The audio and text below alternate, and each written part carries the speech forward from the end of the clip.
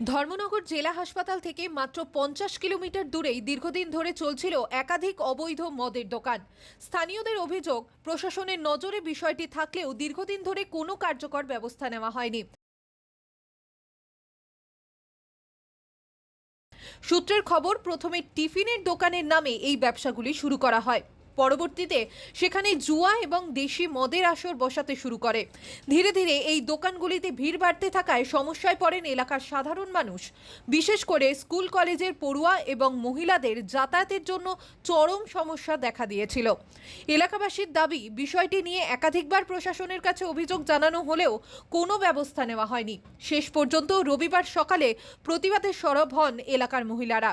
এই দিন সকালে দোকানগুলিতে জুয়া ও মদের আসর জমে উঠতেই সেখানে পৌঁছে যান মহিলারা। দোকানের ভিতরে মদের আসর দেখে ক্ষোভে ফেটে পড়েন তারা।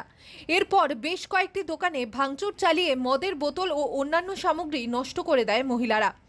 দিন ধরে এই দোকানটি খুলছে। প্রথম খুলছে যে তারা এদিকে দোকানটি ভাঙ্গা আসলো, এখানে কিছুদিনের লেগে বলবো তারা কিছু করতো না, তারা রুটি বেচতো। এরপরে দেখা যায় যে এখানে তারা রুটি বেচে না, অবৈধ তীর খেলা, মদের বিজনেস সব কিছু হয়। এরপরে তারা ভিতরে করতে করতে এমন হয়েছে, এখানে কিছু কিছু সংখ্যক মানুষ আজকে রবিবার দিকে পাইছেন না, প্রচুর মানুষ বয়ার থাকে। এরপরে আমরা মেয়েরা যেতে গেলে পরে যখন বাইরে হয় তখন তারা হুশ থাকে না যে আমরা পিছনে মহিলারা আসি কিনা না। আমরা মেয়েরা 11, 12 পড়ে, 9 পড়ে, মাস্টারের বাড়ি যায়, আমরা আগে নিতে লাগে। আজকে আমরা তাই কাউন্সিলরে জানাইছি যে বহুদিন ধরে আমরা সহ্য করছি, আর সহ্য করতাম না, আমরা পাড়ার থেকে এটা উঠে নিই। ওই আমরা নিজেরাই তাই লই আইয়া